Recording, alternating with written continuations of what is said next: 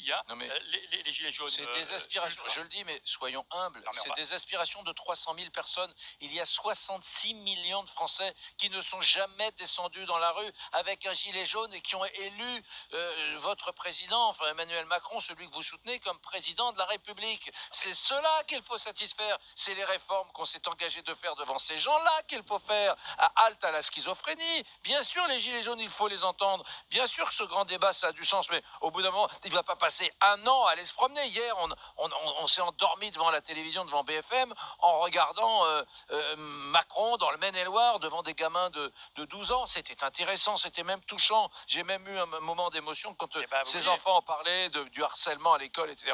Mais, blague à part, maintenant, il faut avancer, quoi. Non, mais on a l'impression que la politique ne sera plus jamais comme avant. On a l'impression que les réformes promises par le président sont oubliées et que maintenant, on fait... Et il n'y a plus un député, il n'y a plus un homme d'État, un ministre qui ne commence pas ses phrases et ses prises de parole par « Ah oui, les Gilets jaunes l'ont d'ailleurs clairement exprimé récemment et donc nous souhaitons, conformément à ce qui a été demandé par les Gilets jaunes, nous souhaitons faire ci, faire ça. » Enfin, je le redis, il y a 66 millions de Français qui ne sont pas Gilets jaunes.